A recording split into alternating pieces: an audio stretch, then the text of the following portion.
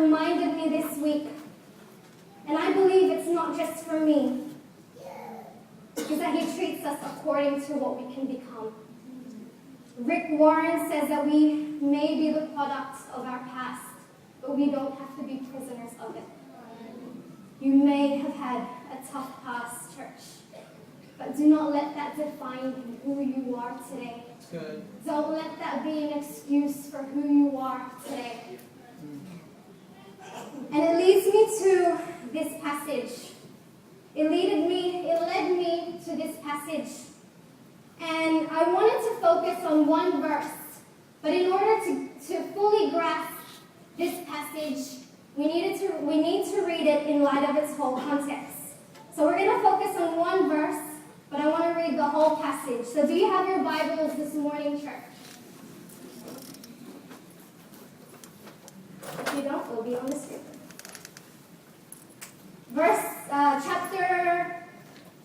The book of John, chapter 8, verse 11. Turn there with me, church.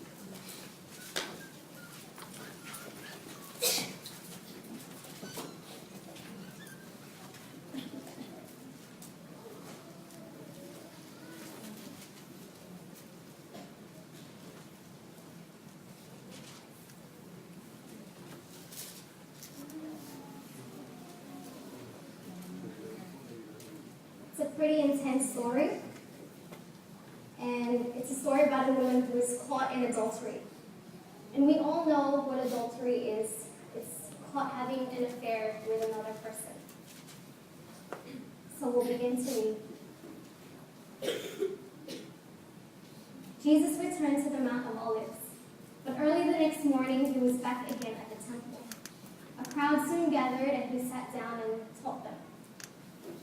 As he was speaking, the teachers of religious law and the Pharisees brought a woman who had been caught in the act of adultery. They put her in front of the crowd. "Teacher," they said to Jesus, "this woman was caught in the act of adultery. The law of Moses says to stone her. What do you say?" They were trying to trap him into saying something that they could use against him. But Jesus stooped down and wrote in the dust with his finger. They kept demanding an answer, so he stood up again and said, "All right, but let the one who has never sinned throw the first stone." Then he stooped down again and wrote in the dust. When the accusers heard this, they slipped away one by one, beginning with the oldest, until only Jesus was left in the middle of the crowd with the woman. Then Jesus stood up again and said to the woman, "Where are your accusers? Didn't even one of them condemn you?" "No, Lord," she said. And Jesus said, "Neither do I. Go and sin no more." That last line is what we're going to focus on. Neither do I. Go and sin no more. Now, do you think this woman had already known that she was an adulterer? More embarrassing enough, she had accusers tormenting her and humiliating her in front of the crowd. You see, there's a religious spirit, and it's one of the most aggressive. It's one of the most aggressive, self-righteous spirits that you can ever come across. And this religious spirit would go up against you and it'll say, "I have no fault, but you do." And this religious spirit places condemnation on you. It tries to take the blame off of itself and it places it on you. The religious spirit condemns, but Jesus Christ doesn't. It's a story that we believers or non-believers or those who haven't been converted to the faith can relate to. It paints a picture of a woman who left her first lover, who left her husband and cheated on him. You don't need to read a lot of the passage to understand what adultery is.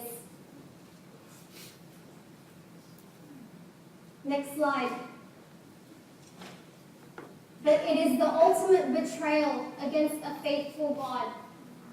And we, those of who are born sinners are guilty of it. As soon as we came into this earth, we were already born into sin. And because of that, we are sinners. And because of that, this passage relates to you and me, because at some stage in our life, we have committed adultery against our God. Ouch. But yet, God doesn't excuse our state. He doesn't say, it's okay, keep going. Keep doing what you're doing. But he calls us to repentance and to turn the other way. He said to the woman, go. But he didn't just commission her to go. He said, go and sin no more. Why was this woman let off? She was caught red-handed. By Jewish law, her penalty was death. The law of Moses said that she had to be stoned.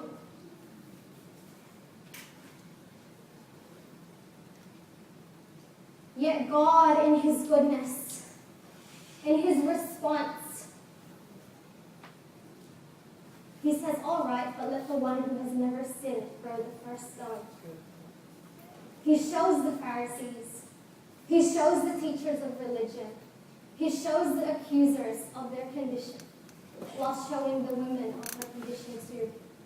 He doesn't excuse our state, but he calls us to turn the other way. Now why did Jesus give this woman another chance? Why did he give this woman, this adulterous woman, another chance? I'll tell you why. You want to know why, church? Yes. Do you really want to know why? Yes. I told you the answer before. Because Jesus treats you not based on who you are, but what you can become. He looked at this woman, and the people mocked her.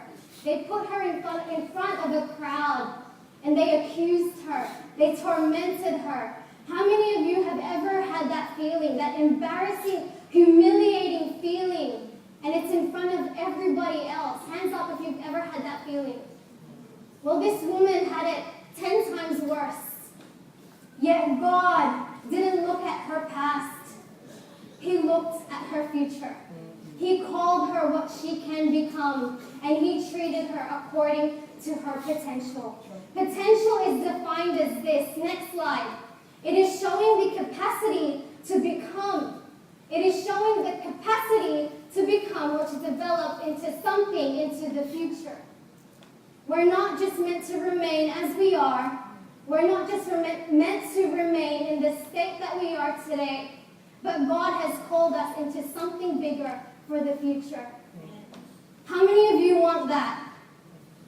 No one. Only one person. Wayne Cordero says that we human beings tend to look at how we are, but God looks at what we can become. There's something in all of us that has the potential to show the glory of God. And I'll show you in the next slide. This is what potential is defined as in Wayne Cordero's terms. He says potential is untapped power. It is unfulfilled dreams.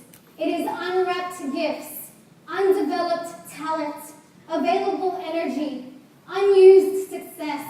It is all that you can become and all that you want to do. And its purpose is to glorify God. I'll read it to you again. Potential is untapped power, unfulfilled dreams, unwrapped gifts, undeveloped talent, available energy, unused success. It is all that you can become and all that you want to be. And God sees that in you, church. If you are sitting in church and you're wondering, what am I doing just taking up space? No, there's potential in you. There are giftings